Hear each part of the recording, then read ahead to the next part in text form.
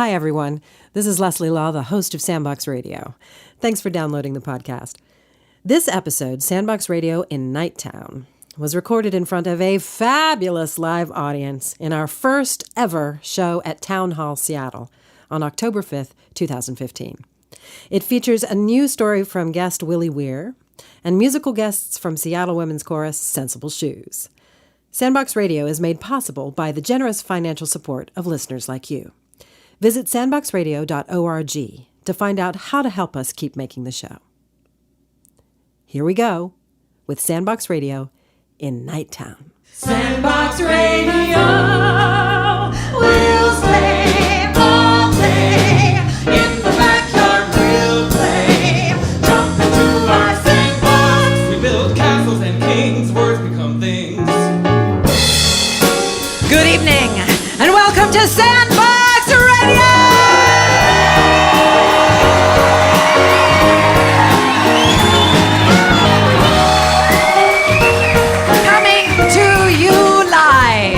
From Town Hall, in the heart of downtown Rain City, Seattle. In tonight's episode, special musical guests from the Seattle Women's Chorus Sensible Shoes!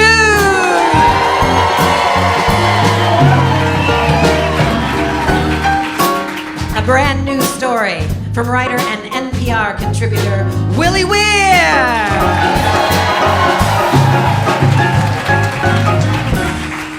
Oh, so much more.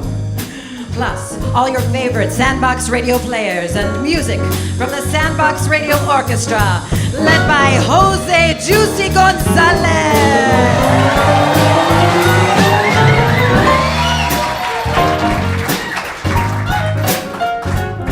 So, sit back and relax as we take you into the world of Sandbox Radio Live.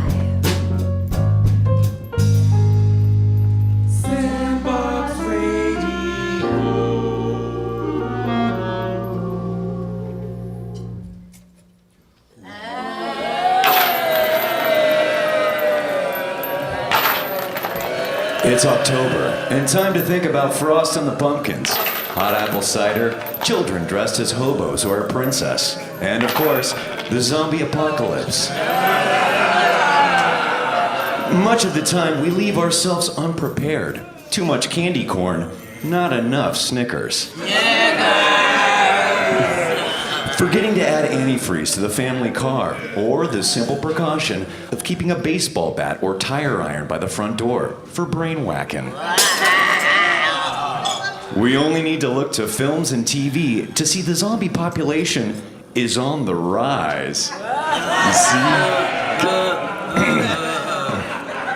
We know now, despite the massive government cover-up, the causes of zombies are a rampant misuse of pesticides, chemical preservatives, overprescribed drugs, and a food source tainted by steroids, antibiotics, and more pesticides.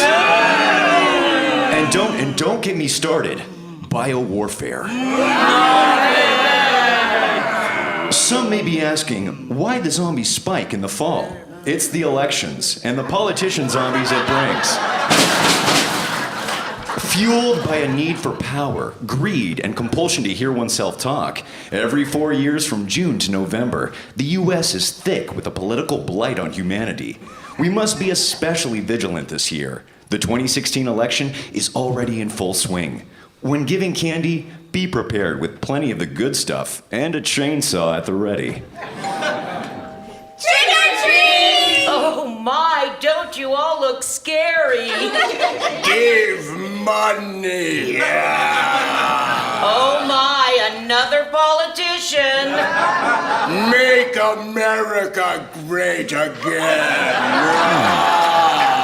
Ooh, that is a scary one.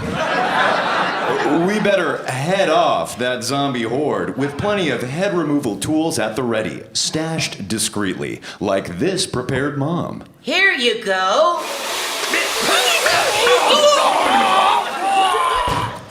Now where Where was I?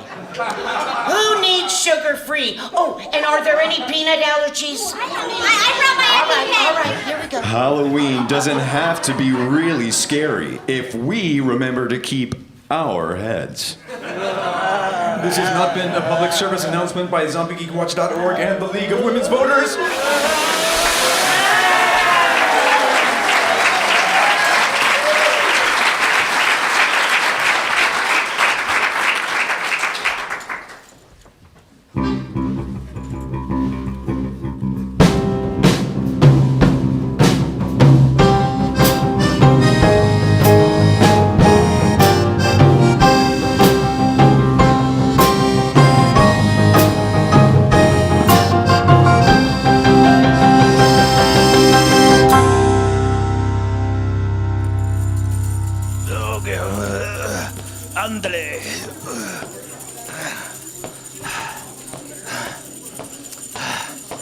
Okay, everyone. If I could have your attention, please. Hi. Hello. My name is Greg. I'm Greg.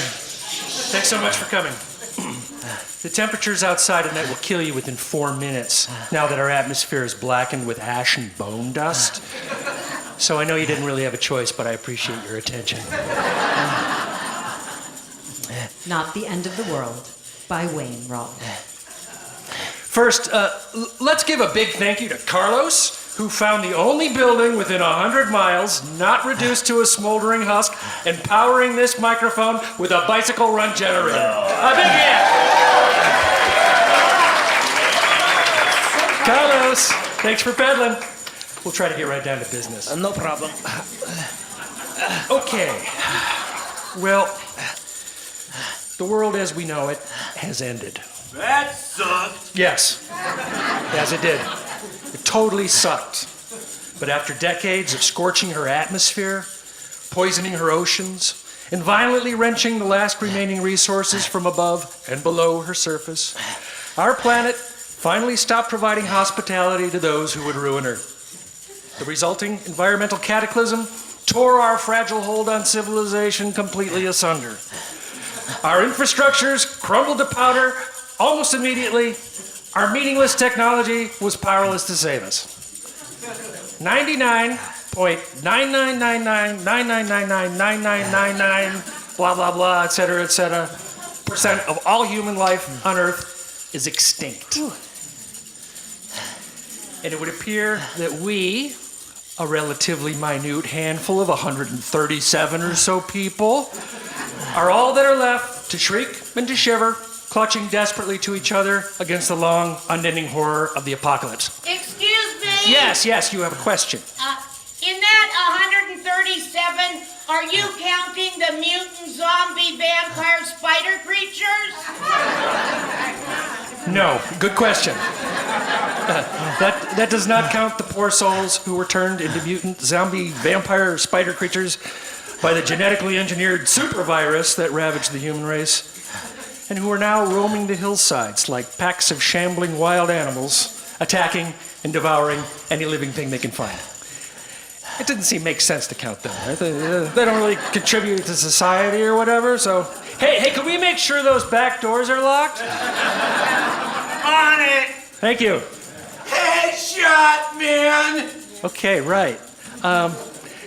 Danny seems to think that the only way to kill these spider creatures is with a properly placed shot to the head, destroying the brain. But you read that in a comic book, didn't you? Dudes, use a melee weapon if you can. Don't waste precious ammo on a ranged attack. Okay, Danny. Well, we don't know what that means.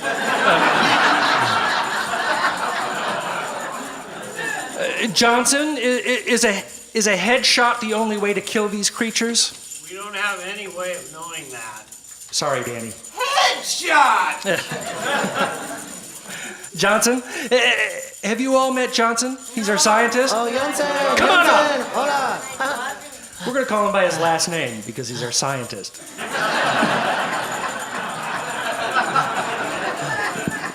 Johnson, what did you do before the complete breakdown of civilization? I ran the Geartopia exhibit at the Fun City Children's Museum. Great! So we're in good hands with you. Johnson, can we be relatively certain that the world has stopped ending? Sure. Right there is some good news, and I think we should just not waste any more time jibber-jabbering. I see poor Carlos is getting tired, so let's get right down to the business of reestablishing civilization. Let's do this thing! That's a spirit! Ándale. That's what I like to hear. Very good. So, we've made a list of some of the stuff we're going to need to do. We're calling the list the Rebuilding Civilization List. It's a pretty big list, as you can see, but we tried to prioritize it, put some stuff in order. We've got everything from plant corn right here towards the top, and below that we have repopulate. That's going to be an important one. We'll all want to get a little cleaned up for that. Ladies, we're definitely going to need your buy-in on that one, huh? Right, but right here at the top, number one is establish new government. Right. You put some people in charge so we can keep things going, keep it organized, that sort of thing. So let's do that first. Who should be in charge? Okay, so my first idea, just to get it going, is that we put the rich white men back in charge. Seems to work pretty well, at least there for a while. So I say we put white males with lots of money back in charge of things, see how it goes. Play it by ear. Yeah, Johnson, what is it? The whole notion of private property as accumulated through the exchange of fiat currency is an entirely obsolete construct at this point.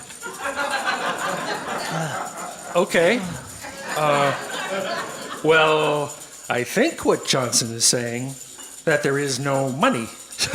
So we'll definitely want to fix that. But for now, we can say that we'll put all the formerly rich white men in charge, and then we can work out the rich part later. Okay? Okay.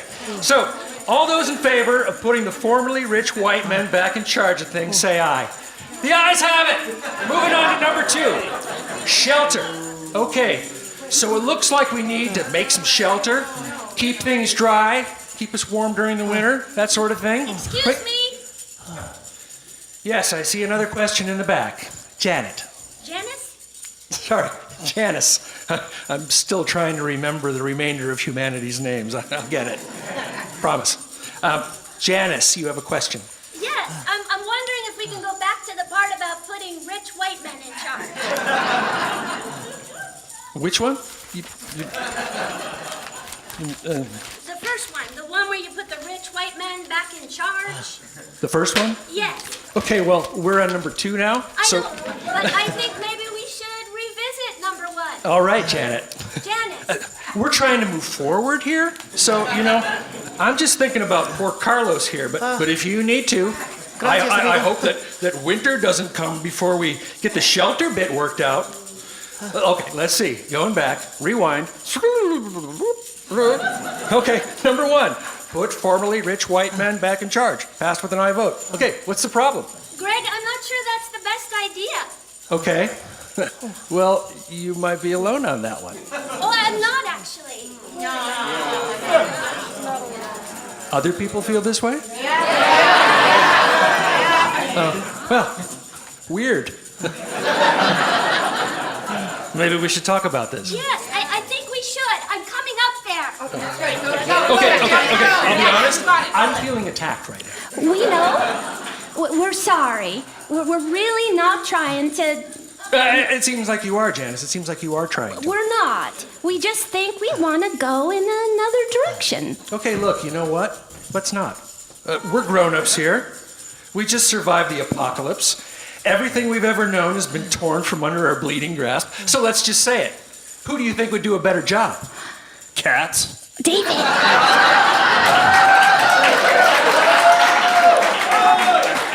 David. What? He asked. We said we weren't going to be intentionally cruel, okay? He asked. He said cats? What David means He is... said cats would do a better job? Melissa, would you like to take this? Yeah, What we mean, Greg, is that basically we think that anyone or anything would do a better job. But we're looking to be more solution-oriented than that, so we were thinking that we would put women and unwhite, non-white people and poor people in charge. Really? Yeah, really. Well, I don't know if you've heard, but money is just a construct. Apparently, so we're all poor anyway. So whatever. You know what we mean, Greg. Okay. So what are all the white rich men supposed to do if we're not in charge? Melissa? Well, we thought that maybe you could do something helpful and important, but soft. Like weaving or knitting. Knitting? Or weaving. What? Like mats or Exactly. something? Mats, blankets, all sorts of important things. Weaving. I don't know how to weave. Well, we could teach you. It'll take some practice, but I'm sure that you can do it. I'll bet I'd be really good at weaving. I know you would. I could probably weave more mats than anyone else. You know what? I bet you're right. I wonder how I could get somebody else to weave my mats. No. See, it's okay. It's okay. I got it. See, you went too far there. Just one step too far. You have to weave the mats. You can't. Just you. You have to weave them. Can I head up the weaving? Nope. No heading up anything. We're just gonna... But it's no one's fault, you know, the apocalypse. It's not like we said, let's destroy the world as we know it. Yeah, well... It's just that there was some stuff we wanted to buy. We know. You have to admit, we were very good at coming up with ideas on how to buy stuff. We know. And you sure seemed to like all that plastic when it was in your refrigerator, keeping the liquids from going all over the place. I'm just saying. Well, Greg, we didn't have much of a choice most of the time, and, well, we're just going to go in a different direction, is all. I'm just saying. Johnson, you want to help me out here? You're a white male. I'm gay. Seriously? Yep. I had no idea. Gay. Okay, fine. Albert? Huh? You're not gay. I'm good. You want to chime in here? No, I'm good. You know, Greg, I'm kind of okay to have the whole wildly disproportionate and unfair distribution of wealth and power thing off my shoulders for a little while. I'm good with the weaving. I'll weave, or dig holes or stuff, or whatever. I'm good. You want to head up the weaving? Nope. Nope. I don't need to head up anything. I'll just weave. Well, you certainly got everything all figured out here, don't you? Not all of it, but this part, yeah. You know, just come off the podium and Carlos, I think you can stop pedaling for Greg now. Dios mío. Here, Greg. What are these? Knitting needles. They are the tools you need to do the knitting. Wow. These are pointy. You could really do some damage with these. Okay. Let's take those away. We don't need these. We're just gonna focus on the weaving with Greg for now, okay? Okay, Greg? Okay. It's okay, Greg. We're just gonna do it this way for a while. And don't worry, it's not the end of the world.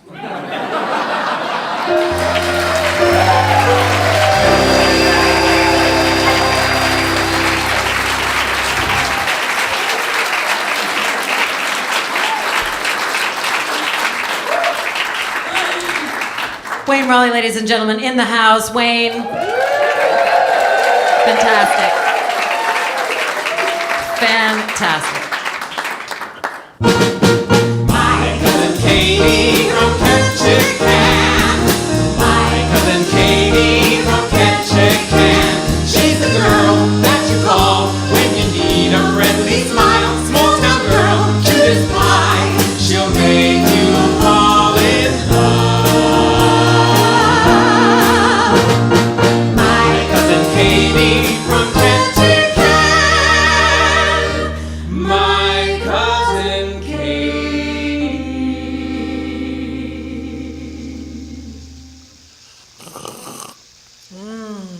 nothing like a cup of coffee on a drizzly Seattle morning.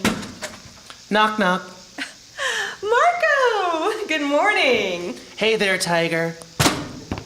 Can I borrow some eggs? I had a hot date last night and I want to impress them with a frittata. Them? Hey, I'm just trying to stay on top of the trends. Keeps me young. Ooh, help yourself to the eggs. Do you want to come over and meet them? They're Romanian circus folk. Gotta take a rain check. I have to go pick up my cousin Katie from the bus station. She's moving here. Cousin Katie? Yep, my cousin Katie from Ketchikan. My cousin Katie from Ketchikan. Yikes! The time, I'm running late. Ciao!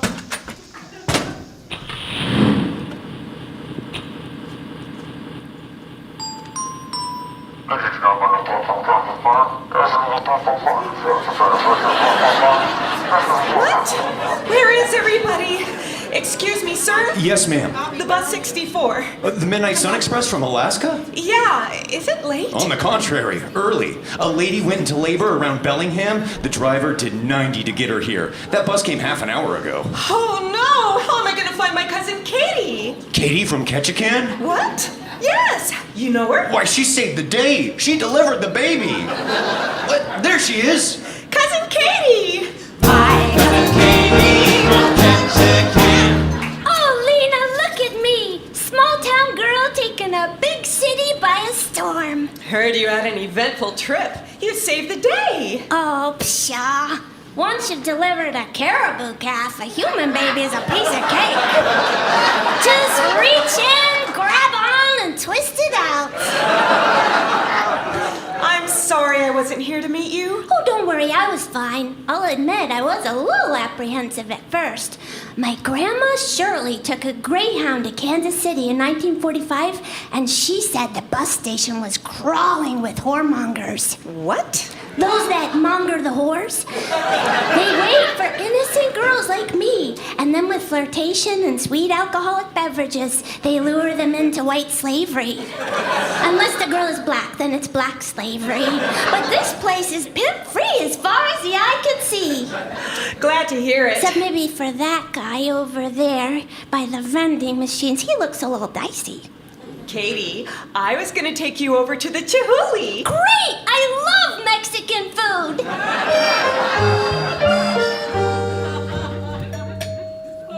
Oh boy, that monorail was like a trip to the future.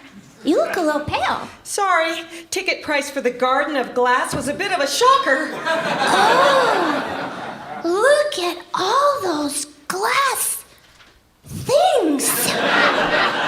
Yeah, a lot of glass, all right. Wow. Wonder how they made it. Oh, it's just melted some of the crayon thrown in for color. Uh-huh. Bet you don't have anything like this up in Alaska. Actually, there's an Inuit word that I can't remember, but it means when a bear pees on a bush in the winter and it freezes before it all drips to the ground. Oh, that sounds, Yeah, it's pretty all right. But, word to the wise, keep it outside. I consider myself warned. That reminds me of my grandma Shirley. Was she an artist? No, but she's always ordering things from the back of the TV guide. She has a whole shelf of what she calls her nickety knacks. This is like that, but bigger. She also has a Thomas Kincaid. My girl! My little girl! Ma'am, what's wrong? It's my daughter. She climbed up there. Into the Chihuly? Into that, ring? Yes, she's in the clutches of that artwork. Won't somebody do something? Stand back! We're the 911 guys. We have it under control. Everybody just calm the freak down. That was quick. Back in Ketchikan, it's all volunteer. Sometimes the fellas show up snockered. Can you get my daughter? We're not sure, ma'am. All of us may be just too heavy. We don't know if that marvel of color and light will hold our weight. Are you just going to leave her up there? We're trying to get a hold of one of Dale Chihuly's assistants. How hard can that be? There's like 100 of them. Huh? Hey, why don't I just shimmy on up? Katie, no! Oh, it's okay, I'm fine. I climb glaciers back home, and I'm just a wee slip of a thing.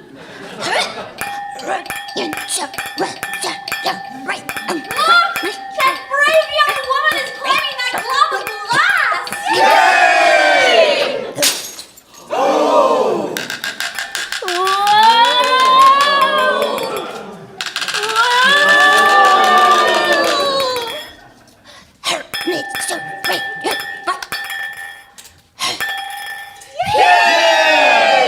Phew!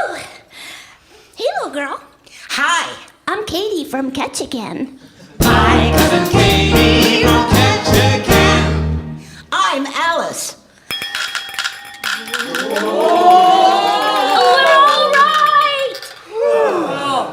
Well, you, young lady, have given your mother quite a scare. I didn't mean to. I was just trying to figure out what this thing was. The little sign says, frightened sea cucumber embracing a wilted sunflower in a July snowstorm. But that's just dumb. It is a little confusing, isn't it? Okay, hop on my back. She's saving the little girl! They're climbing down!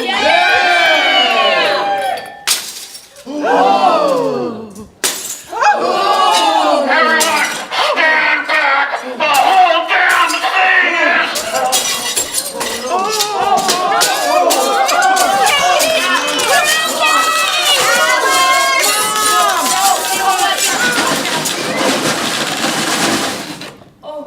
Phew! See you around, Alice. Bye, Katie.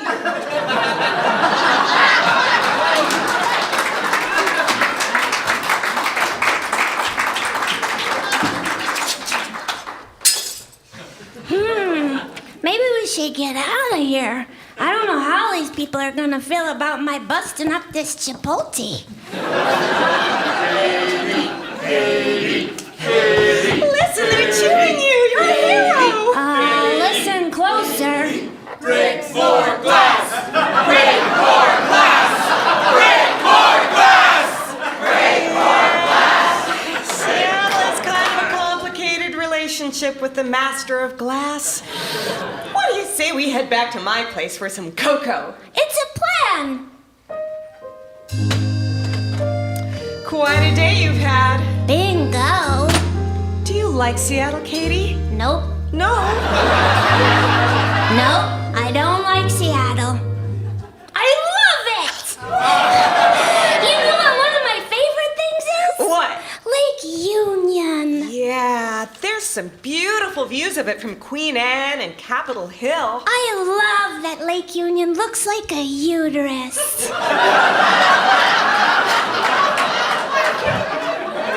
What?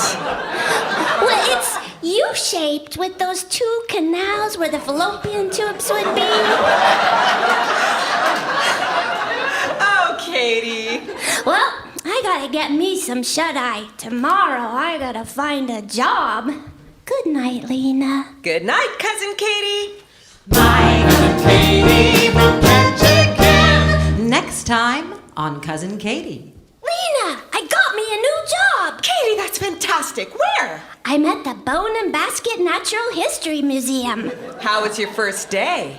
I think I'd have to call it interesting. Young woman, you're new here. Yeah, I'm Katie. I just started. I'm Dr. Leuvenstein, geophysicist. Can I show you something? That's a question I'm always gonna say yes to. It's in here. I've invented a way to predict large earthquakes. But that's impossible. Even if you had the best spirograph in the world, you'd have to be Nosferatu. Oh, I'm not using conventional geological methods. Take a look. Oh my God! Are those puppies? Yes, they are. But they've shown that animals acting funny before earthquakes isn't real. It's an old wives' tale. Those aren't ordinary puppies. Look closer. Huh? Oh, they're Dr. Lulu Vision, you are either a madman or a genius.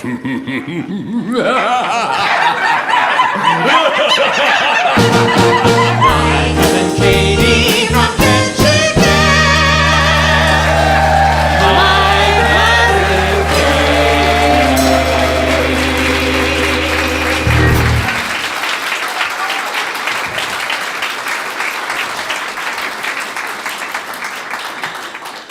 Ladies and gentlemen, please welcome to the stage Sensible Shoes.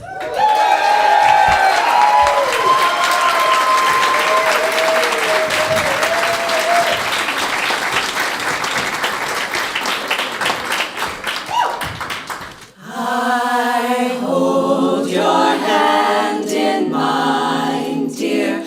I press it to my lips. I take a healthy bite from your dainty fingertips.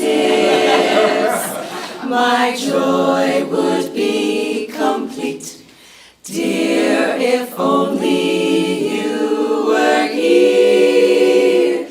But still I keep your hand as a precious souvenir. The night you died, I cut it off. I really don't know why. For now, each time I kiss it, I get bloodstains on my tie. I'm sorry now I killed you, for our love was something fine. But till they come to get me, I shall hold your hand in mine. I'll hold your hand in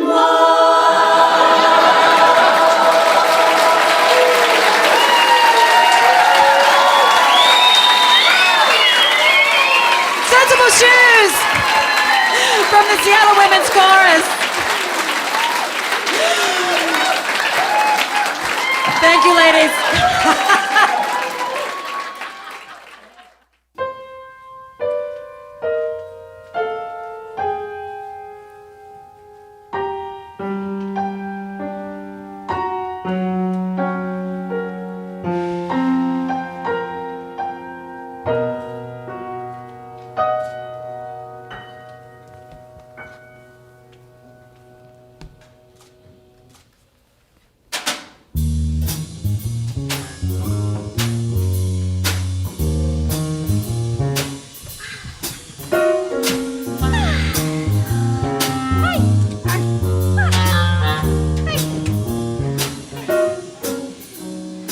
A is for Amy, who fell down the stairs. La la la la la la. Whoops!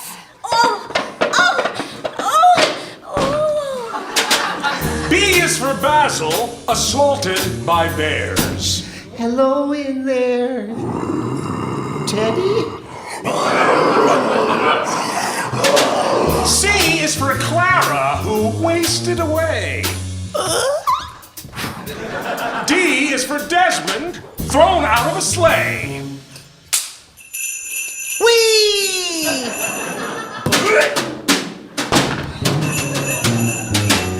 E is for Ernest, who choked on a peach.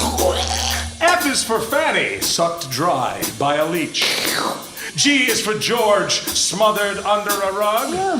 H is for Hector, done in by a thug. Hey, kid.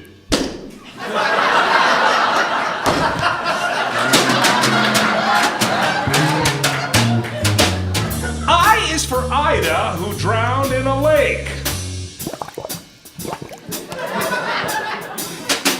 J is for James, who took lie by mistake. Uh-oh. K is for Kate, who was struck with an axe. L is is for Leo, who swallowed some tax. M is for Maud, who was swept out to sea.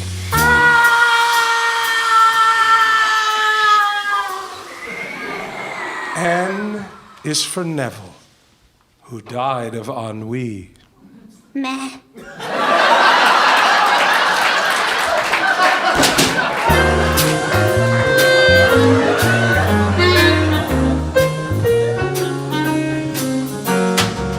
O is for Olive, run through with an awl. P is for Prue, trampled flat in a brawl. Q is for Quentin, who sank in a mire. R is for Rhoda, consumed by a fire. Ooh, matches. Oh. S is for Susan, who perished of fits. T is for Titus, who flew into bits. U is for Una, who slipped down a drain. V is for Victor, squashed under a train. Will somebody untie me? Somebody untie me, please.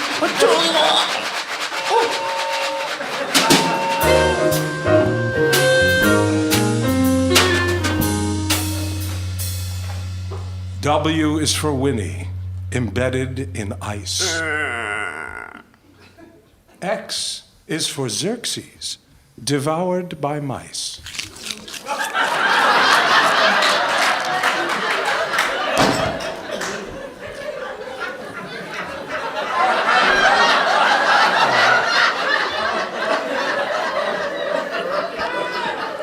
Y is for Yorick, whose head was knocked in. Finally, Z is for Zilla, who drank too much gin.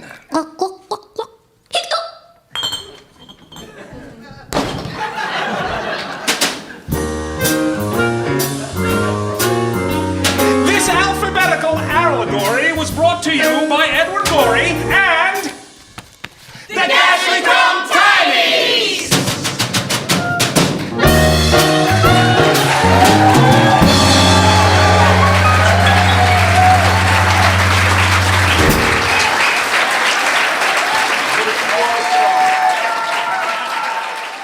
You're listening to Sandbox Radio in Nighttown, our Halloween episode. Tickets are on sale now for our final live show of the season, The Big One. We'll be recording live at ACT Theater in downtown Seattle on December 28th. You can get tickets at acttheater.org. Follow us on Facebook and Twitter to find out who our special guests will be. Now let's get back to Nighttown.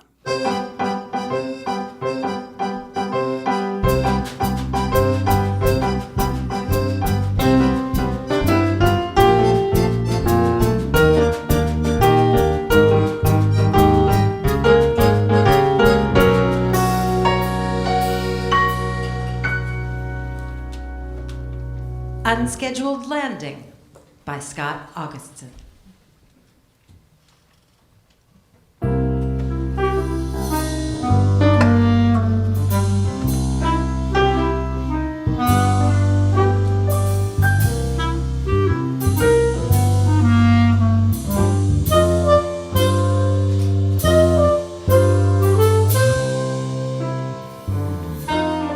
My name is Amelia Rose. I want to tell you a little story about the first time I flew on an aeroplane by myself. Oh, Amelia Rose, don't be scared. It's an adventure. My mother said, but I wasn't frightened at all. The TWA stewardess is going to take good care of you. TWA? Oh, I get to fly TWA! Oh, for Pete's sake. I have to watch a kid, too. A kid and a geezer.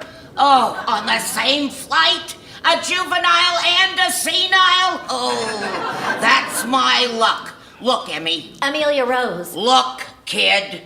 You just sit next to Mr. whatever the heck his name is.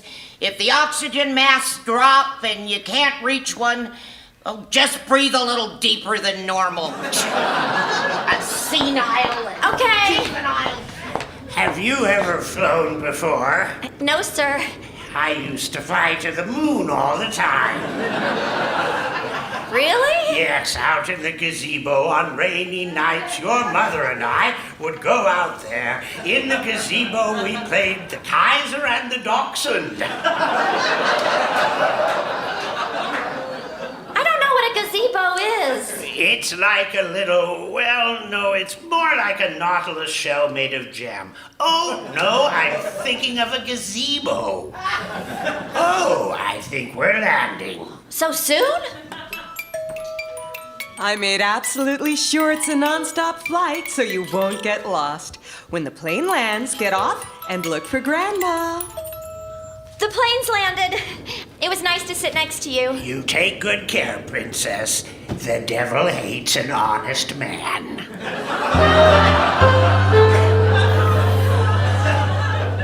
What I didn't know was what had just happened a few minutes earlier in the cockpit. Okay, we gotta land this bird. But we aren't going anywhere near Little Rock. This is a non-stop. Non-stop. We shouldn't be stopping. This is an unscheduled stop. We got an order. An order? Yeah, an order from below. How far down? The very bottom. Landing gear engaged, sir. My mom said get off the plane when it landed, so I did. Oh, it's dark. Nighttime. Oh, but it was morning just a little while ago. And 2 moons. Had there always been 2 moons? Had I just never stayed up late enough to see the second moon rise? Oh, and there were trees. All kinds of trees, and they all had pencils and notebooks in their branches. And they were writing down what they saw. And birds in business suits rushing by. Bye, bye, bye, Foul, foul,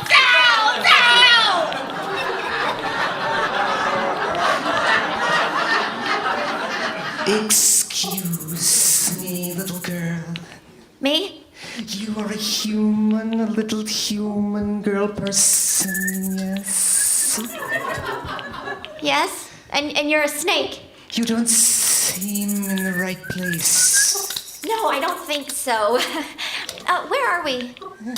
Nighttown. Oh no! My grandmother is in Little Rock! You look like you could use a friend, even if that friend is a snake. I'm not afraid of snakes. Oh, I'm glad we are friends. Come closer. Hey, you! Serpent! Reptile, step away from the child. Yes! Hat! Hey! You're a talking screwdriver! Call me Philip.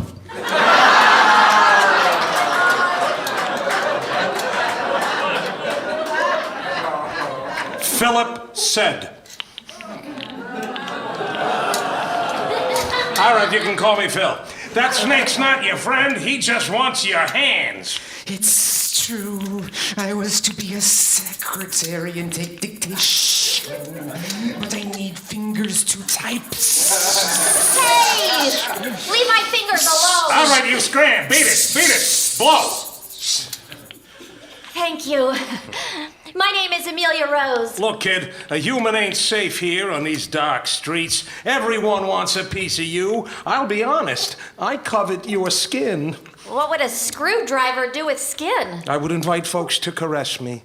I would put on lotions and ointments. I'd blush, I'd tan, maybe a tattoo.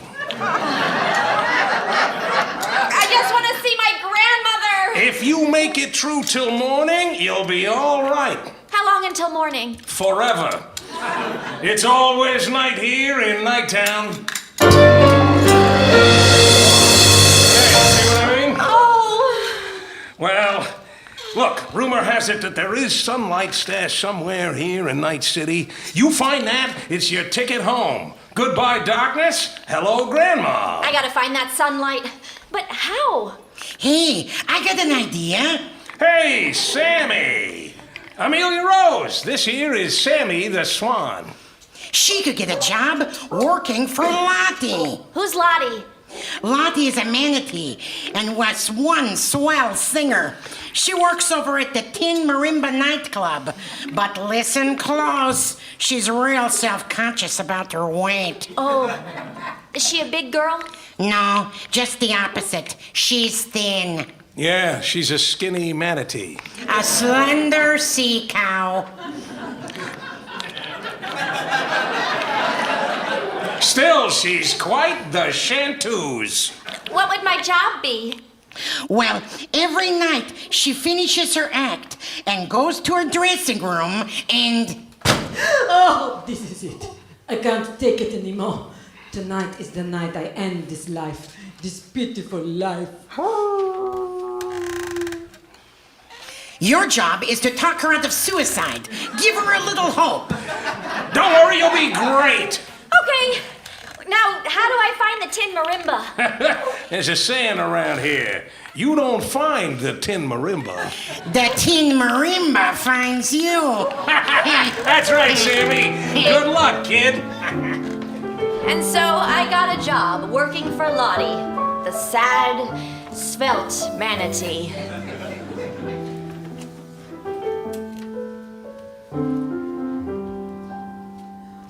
Falling in love again, never wanted to. What am I to do? I can't help it. Damn, she had a great voice. Amelia, wo bist du? Right here, Lottie. Should I draw you a bath? Yeah, tonight on that dingy little stage, it struck me to my very soul how shabby my life is, how hollow all of life is. Fill the bathtub of me so that I might slit my wrists. Miss Lottie, you are a manatee and don't really have wrists. Ah, you are clever. And you look too tired. I am very. Tomorrow for sure. Every night after every show.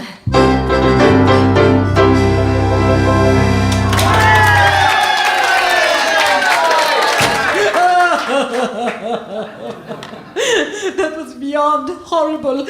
I cannot sing.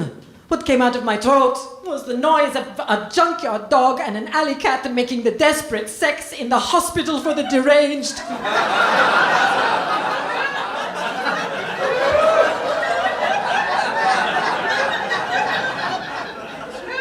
I must not be allowed on stage ever again. I will throw myself from this window. Lottie, no! You had a little cold tonight. That's all. Have some tea. If the show goes poorly tomorrow, then you can leap from the ledge. You're right, Liebchen. Not tonight. But soon. Soon. Night after night, I tried to convince her that the world still needed her. But then... Jackals, hyenas. I will show them. I have a little bottle of French poison in my nightstand. It was made in a little apothecary in the 9th arrondissement. It is a plant of fragrant botanical toxins. It is lovingly crafted to cause the sweetest of dreams as you join the angels. Oh, Lottie! Oh, Amelia Rose, meine Liebchen. Be a dear and iron my gown. As I lay out the dress on the ironing board, something caught my eye. I wasn't used to seeing something so bright here in Nighttown. Lottie, what is this? Oh, a gift from a long ago lover. Go on, tell me. I had fallen in a casual sort of love with Joe, a rough and handsome American sailor.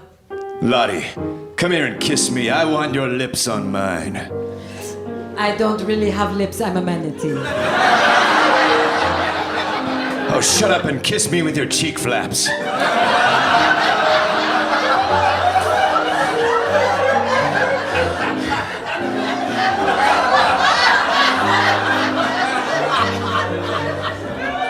But he lived in the daylight, a different world. We could meet only at dawn or dusk. Ours was a crepuscular love. I only get you for about 9 minutes a day, but it's 9 minutes of bliss, baby. And then, after a mere 30 years of this twilight romance, he said, Lottie, I gotta say goodbye. "You have met someone?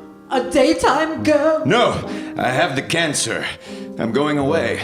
You sailors and your mysterious voyages. I want to give you something to remember me by. Oh, Joe, what is it?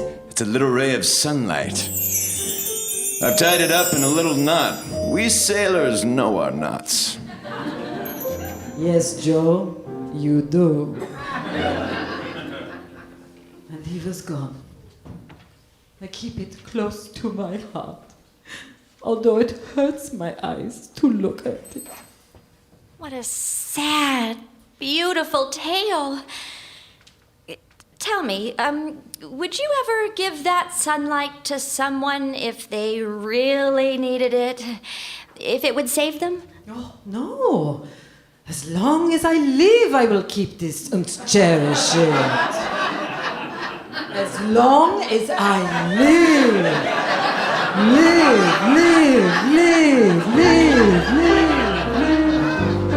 Oh, and what I did next I knew was wrong.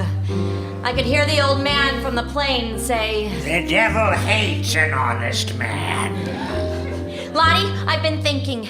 You go on night after night for our sake. You shouldn't have been shouldering that burden for so long. I have. Although technically as a manatee I don't have shoulders. Maybe tonight is the night to finally taste the bottle of poison. You think? You would reunite with Joe in a world that is neither night nor day. Will you help me?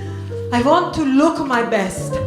I will wear that emerald green robe on the tab of Chanel No. 5.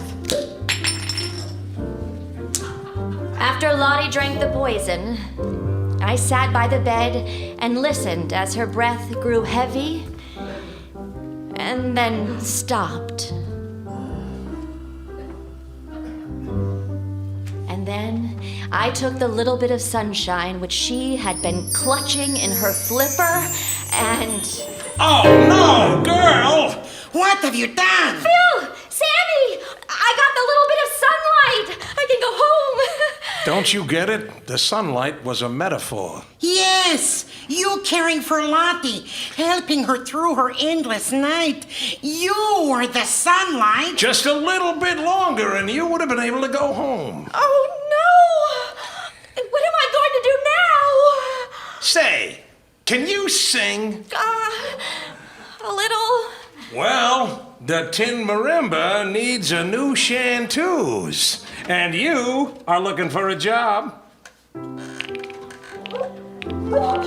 And so, every night I step onto this tiny stage. My eyes search the crowd, hoping to spot my grandmother's face. Hey, you've been a very patient crowd listening to me ramble. Here's a little song I'd like to dedicate to my friend Lottie. Falling in love again, never wanted to. What am I to do? I can't help it.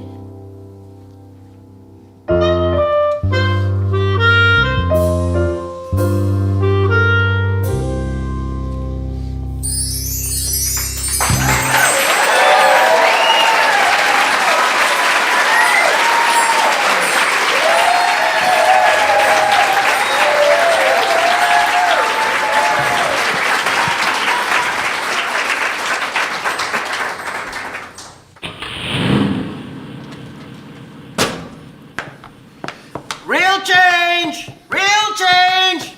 $2. Make a real change. Real change. Only $2. I'll catch you on the way out, pal. How many times have you said those words, catch you on the way out, while planning your escape through another door? I've done it. After all, there's unemployment, welfare, and now national health care. Why should the burden of the homeless problem fall on me? Can't they go to a shelter? And if I give them money, won't it go to drugs and alcohol? The simple truth is that most of our government programs have been slowly defunded since 2000. Our shelters in Seattle are overcrowded and leave 78% of the homeless population to fend for themselves. Now, the vendors of Real Change buy, pick up, and distribute their own stock of papers, sometimes selling all day to fund their food, lodging, clothes, sundries, and a supply of papers for the next day. Probably no party money left over. Let's share a few statistics. Did you know that 46% of our homeless population is over 65 and under 18? There are families, the disabled, and the mentally ill. Make a real change in the life of a person who's homeless or living below the poverty line. If you have a roof over your head and enough food to eat, share a little. Real change is only $2. That's less than half the price of Us Magazine or The Star, and twice as entertaining. Many of the articles are written by homeless folks, and it even has a puzzle. Remember when you buy your food to eat, there's a Tommy that's growling out on the street. Give when you can, smile when you're broke. The price is just 2 liters of Coke. It's a great read, the news on the street. Stay informed and the puzzle is neat. I'd like that paper now, and here's a bottle of water. Thank you, ma'am.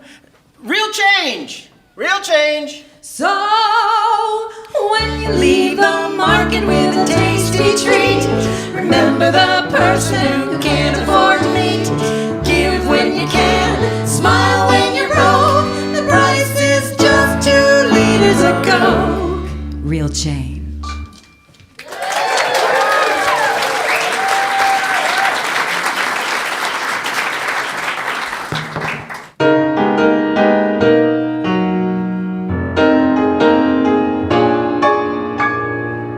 You're listening to Sandbox Radio. The Field by Willie Weir. I've always loved a tent. It symbolizes camping and campfires, fishing with my dad, s'mores and wool shirts smelling of wood smoke, a suburban backyard getaway in the summer. I know that it's just synthetic fabric stretched between poles, but I feel strangely secure inside my tent. It's my practical, portable cave. When I became a bike traveler, a tent was the great budget equalizer. Lodging can range from insanely expensive to cheap. Camping can range from really cheap to free. And that is how I managed to travel the world on a poor man's budget. When you travel on a bike with your lodging packed in a bag, $1,000 is a fortune. The first time I crossed America by bike, I was 19 years old. I sold my '64 Pontiac Tempest for $400. It was all the money I needed. You see, I'm not an avid cyclist, as much as I am a traveler who discovered the magic combination of a bike and a tent. I had just pedaled over the border from Guatemala to El Salvador, and I was looking for a place to camp. Wait. Some backstory. The year before, I'd spent 4 months cycling in Mexico. Americans I met traveling in their RVs, which they circled around like wagons at night, carrying enough food and water purchased in the United States to last their entire journey so they didn't have to risk eating or drinking the local fare. They all thought I was crazy. They all thought I was going to die. But I didn't. I returned to Seattle and made enough money to afford another journey. And the following year, I began on the border of Mexico and Belize and pedaled my way through all of the countries of Central America. And that is how I found myself pedaling into El Salvador in 1992 just weeks after the ceasefire agreement between the government and the leftist guerrillas. I'm pretty sure I was the only touring cyclist who crossed the border that day. Or month, based on the looks I got from the border officials. All the backpackers that I'd met and drank with in the bars of Antigua, Guatemala, were passing on El Salvador altogether and heading straight for the islands off the coast of Honduras. It was hot, and I had consumed an entire panniers worth of oranges I bought from locals near the border. As evening approached, I pedaled into a small town. Considering the circumstances, this was probably a good time to get a hotel. But I didn't. You see, I was on this super tight budget and I had my tent. I wandered to the edge of town. There was a field, not a sports field per se, but a field in which several young kids were playing soccer. My bike, loaded down with gear, immediately drew attention. The kids came running over, and within a couple of minutes, I was juggling. You see, I always carry juggling balls with me, and joking with them in my horrendous traveler's Spanish. I asked some of the older kids if I could camp there. They all thought it was a splendid idea, and they even helped me set up my tent. There was a chance of a storm that night, so we added the rain fly. My lodging secured, I relaxed and watched them play until parents began calling them home. There were just a few of the older kids hanging around as the sun set, and an old man wandered over. He had the weathered face of a field worker and swollen fingers that no longer straightened. He looked at me and said, "This is not a good place for you." And then he wandered away.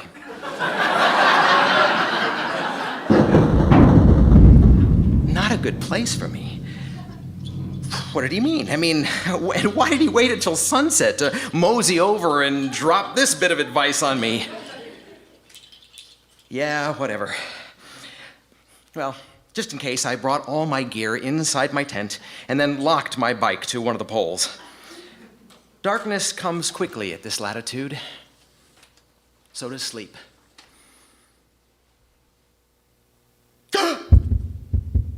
I sat straight up. My chest was pounding. My heart was in my ears. My mouth was open as if to scream. And I had absolutely no idea why. It was the old man. "This is not a good place for you." With one sentence, he had messed with my head. He had turned my tent, my traveler's solace, into a bag of fear. And I was marinating in it. It was quiet.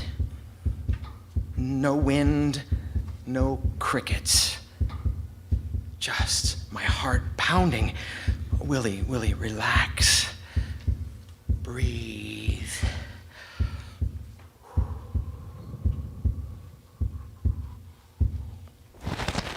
That was a footstep. Okay. It could be one of the kids from town. It could be a farmer. It could be... Oh my God, I screwed up. The old man was right. This is not a good place. It is the place of TV newscasts, of killings and torture, and I am just an idiot who has wandered into it all. There's a man out there, and he has a knife or a machete or a very large rock with which he is going to bash in my skull. The urge to flee was overwhelming, but I sat there, frozen. The rain fly on my tent obscuring any vision to what was out there. There was only the approaching sound of footsteps that would end in my demise. A foolhardy cyclist who failed to heed an old man's warning. Another footstep. So close for the first time, I heard breathing. In absolute panic, I reached for my wallet, zipped open the tent, and tossed it out in the field.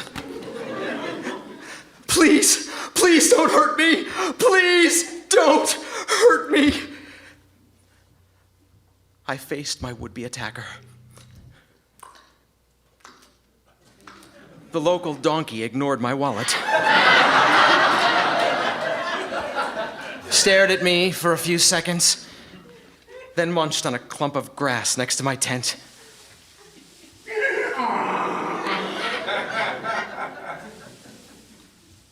I'd like to say those footsteps never haunted me again. That I laughed the whole thing off. But I didn't.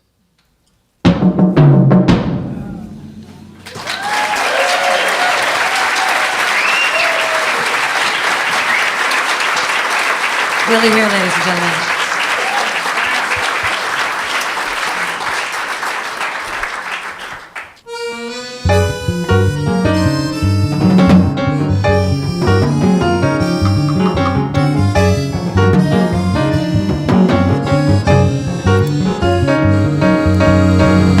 Entropy, chaos, oblivion, the forces that shape our destinies. Watch as we blunder about within our self-imposed asylums. They are observing us from that unfathomable region, that place from which no traveler returns unchanged. From beyond the box.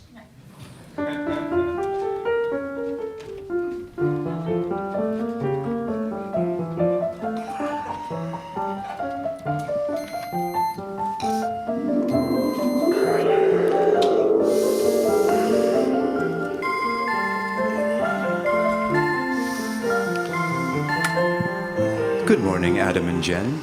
Lights are energizing. Adam, please lock down your auxiliary couplers. We need those secured before you intersect the asteroid belt. Roger that. Hey. Hey. So, today's the day. Yes, it is. The day we've been waiting for.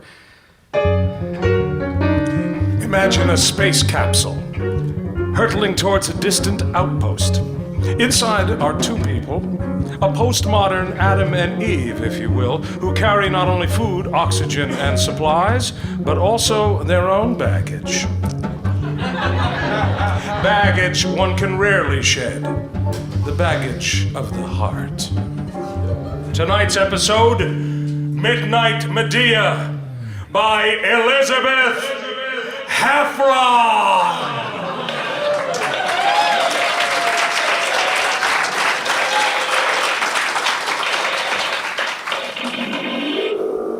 15 minutes to asteroid belt boundary. Horizon 7, the President just revealed the real purpose of your mission to your families. They wait a final chance to speak to you. You told them the situation? Not everything, but enough. They're aware that two of you will be supplanting earlier settlers at the Kepler 186 outpost, and that they will never see you again. How'd they take it? Your parents had a very hard time. What about my wife? Louise? Louise seemed to do fine. She did? She's an entomologist, Adam. Not surprising. Your families have sent you each a gift.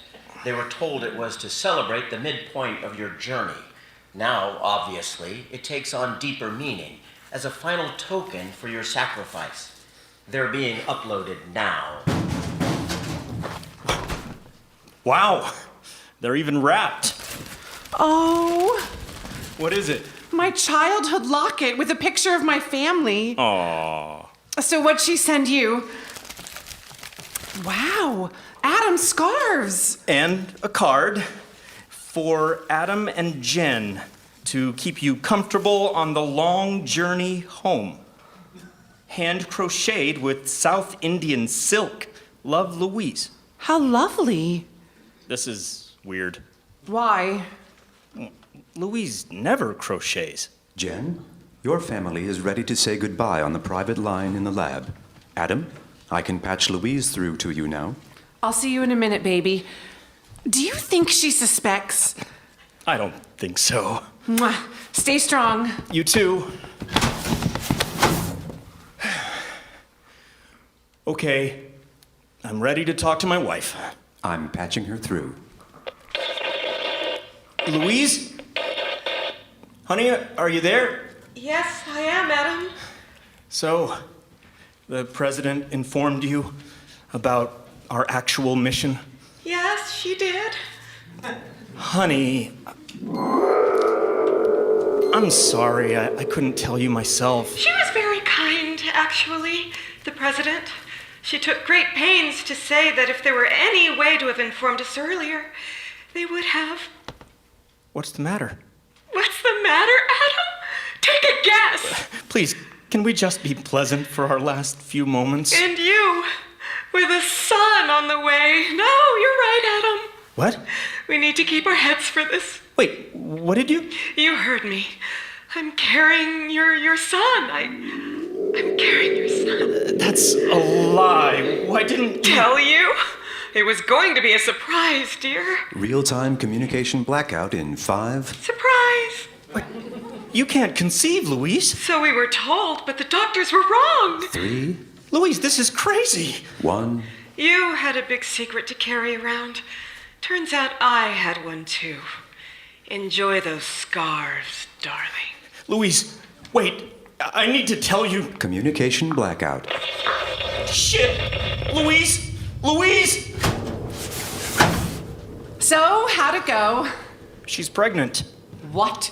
That's not possible. And there was something in her voice, like she knew about us. Buckle yourself in. You said you'd stop trying. I did stop trying, mostly, but... But what, Adam? Horizon 7, this is Houston Control. Com-bundle communication will commence once you're past the asteroid belt and safely on your way to Kepler 186. Godspeed to you both. Over and out.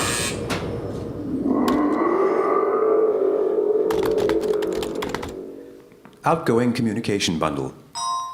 Louise, hey baby.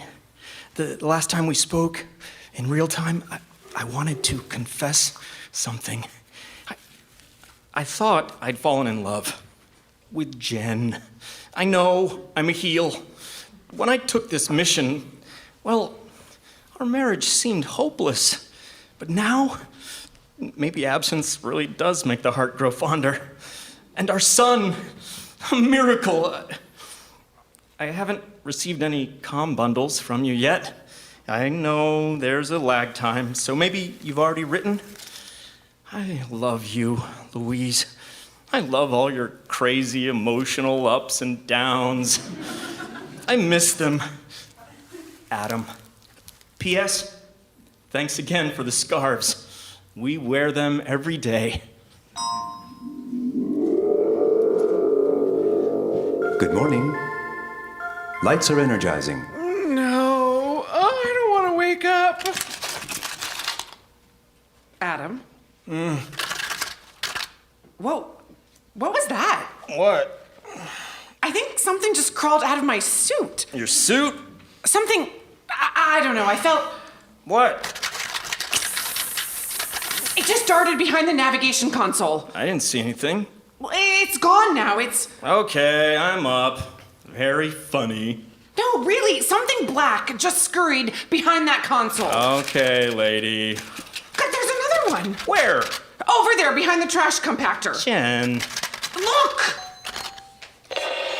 Incoming comm bundle. Adam, there's a comm bundle for you from Louise, sending to your private BioFi. Why is it going to your BioFi?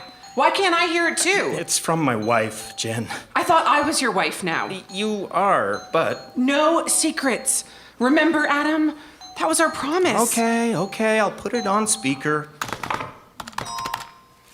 Dear Adam. Oh, baby. It's been a while since we said that final goodbye. Sorry I was so cranky. I'm back in the lab today, working on more gene mutations for the German cockroach. What a resilient bunch, so adaptable. What the hell is she talking about? Shh. You're probably wondering why I mention this, and I'm not blubbering about my poor little broken heart, which you and your little astro slut ripped to shreds. Astro slut? Did you really think I couldn't piece all the clues together and then hack into World Space Files and find your mission plans?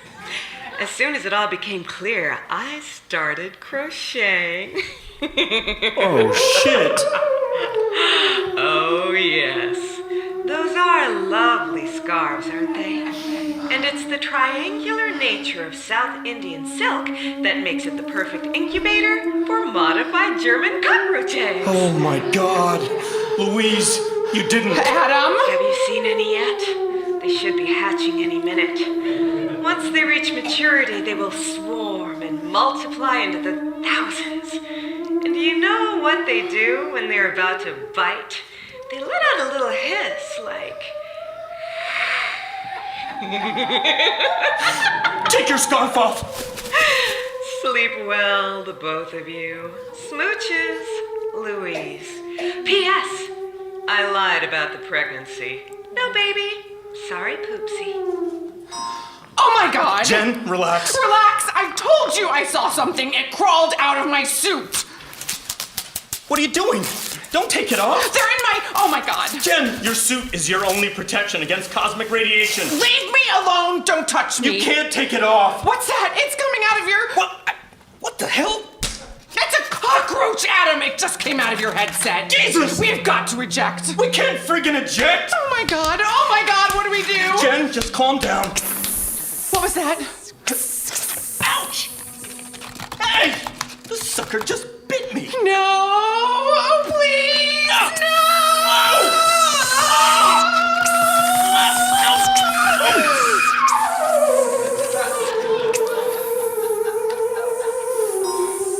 Outgoing comm bundle. You bitch, Louise. We can't sleep. We can't eat. They've infested the food supply. Oh, you infertile witch! Shut up, Jen. You shut up. Louise, I'm begging you. We've tried everything. We've deprived them of oxygen, frozen them, but nothing is working, Louise. Of course nothing's working. They're cockroaches, Adam. Screw you, Jen. Give me that comm. No, get the hell away. No, you just can't.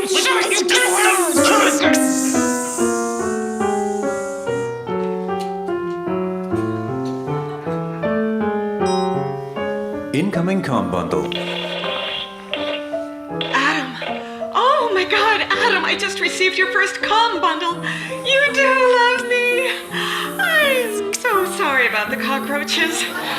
By the time you get this, the infestation will probably be overwhelming. Have they made nests in your eyes yet? Oh, my dear, I'm so sorry. But I'm just so happy to know that you loved me, Adam.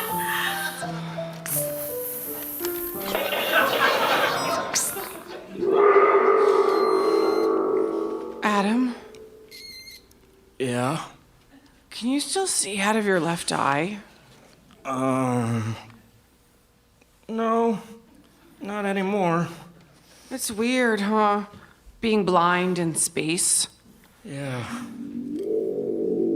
Adam? Adam? Yeah.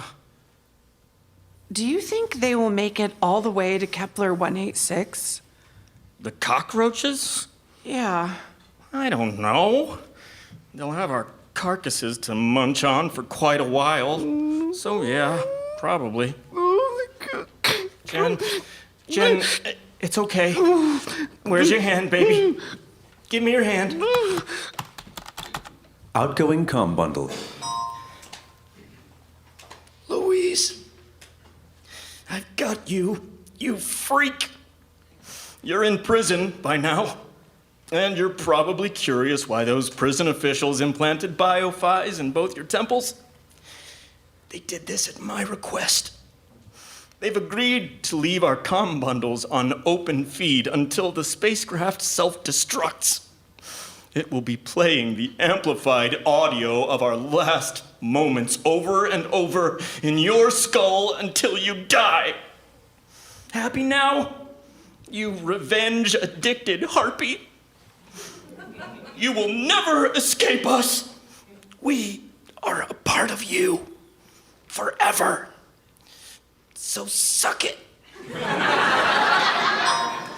Incoming comm bundle. Adam, are you still alive? How can you still be alive, you jerk? Would you both please stop? I can't stand it. The hissing. Oh, God. The constant chewing on your bodies. You were right. It's driving me crazy. Oh, my precious. You win. You win. I love you. I hate you. Shut up. Shut up. Shut up. Good morning. Lights are energizing.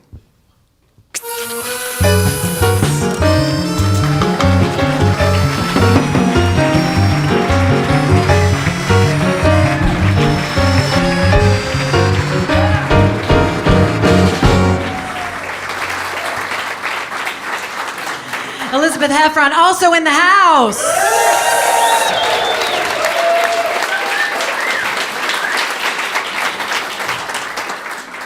Once again, Sensible Shoes.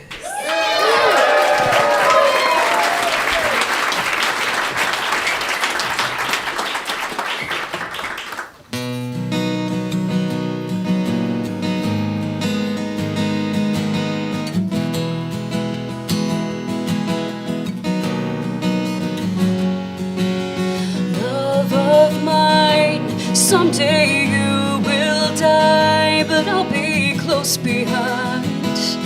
Follow you into the dark.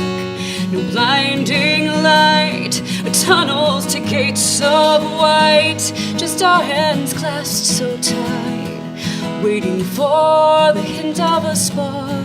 If heaven and hell decide that they both are satisfied, illuminate the nose on their vacancy signs.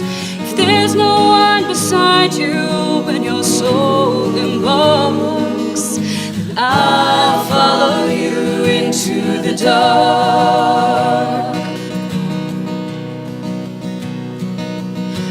Catholic school, as vicious as Roman rule, I got my knuckles bruised by a lady in black, and I held my tongue as she told me, son, fear is the heart of love. So I never went back. If heaven and hell decide that they both are satisfied, illuminate the nose on their vacancy signs. If there's no one beside you when your soul embarks, then I'll follow you into the dark. You and me, we've seen everything to see, from Bangkok to Calgary, and the soles of your shoes are all worn down. The time for sleep is now. There's nothing to cry about, 'cause we'll hold each other soon in the blackest of rooms. If heaven and hell decide that they both are satisfied, illuminate the nose on their vacancy signs. If there's no one beside you when your soul embarks, I'll follow you into the dark. I will follow you into the dark.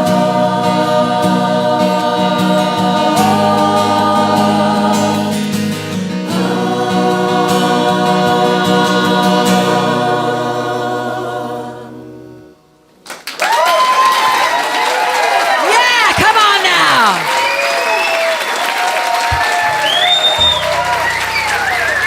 Sensible Shoes.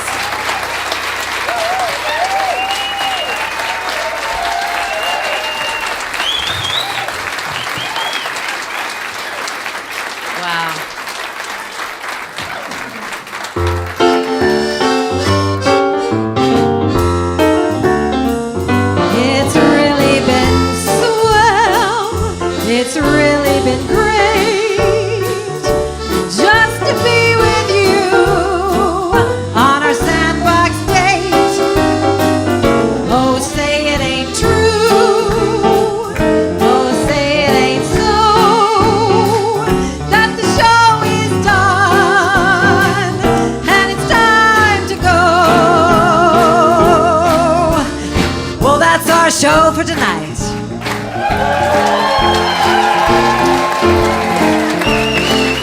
We'd like to give a huge thank you to Ware Harmon and Town Hall, Miranda Leon Jones, Kaylee, Chris, and the whole team. Thank you. Tonight, the Sandbox radio players were Eric Ray Anderson, Jason Marr, Laura Kenny, Peter Dillon O'Connor, Jen Hammond, Sean John Walsh, Amy Love, Nick Donner, Heather Hawkins, Annette Tatagi, Peggy Platt, Dawson Nichols, And Richard Ziman.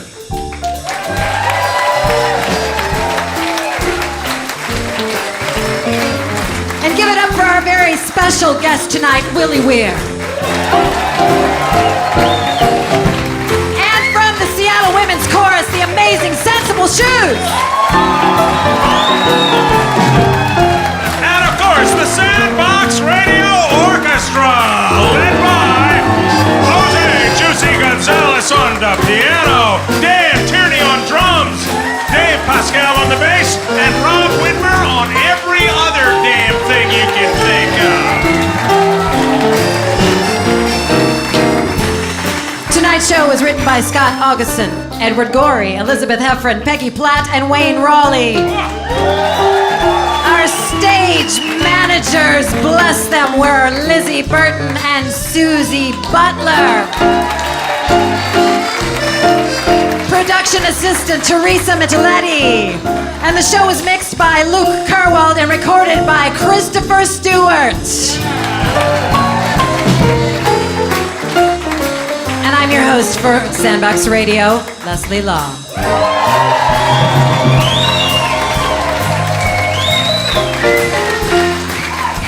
So, we're gonna bring out our lyric cards, because now's the time in the show when we always love for you to sing along with us. I think you're picking up the tune. Here we go. It's really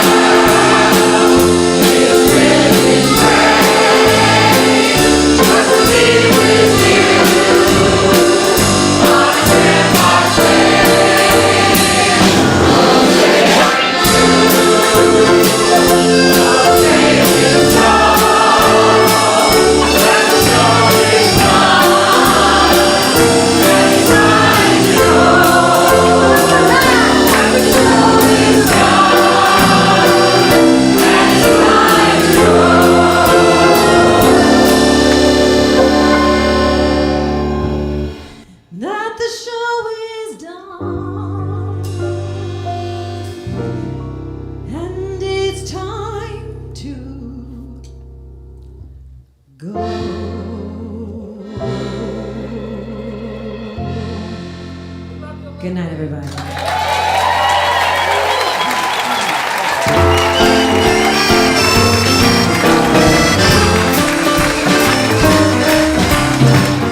Sandbox Radio in Nighttown was recorded in front of a live audience at Town Hall, Seattle on October 5th, 2015. The show was engineered by Luke Kerwald, recorded by Christopher Stewart, and this podcast was mixed by Dave Pascal. It was written by Scot Augustson, Elizabeth Heffron, Peggy Platt, and Wayne Rawley, with original music by Jose Juicy Gonzales. Edward Gorey's poem, The Gashlycrumb Tinies, was adapted for Sandbox Radio by co-producer Richard Ziman. Our stage managers were Elizabeth Burton and Susie Butler, and our production assistant was Teresa Micheletti.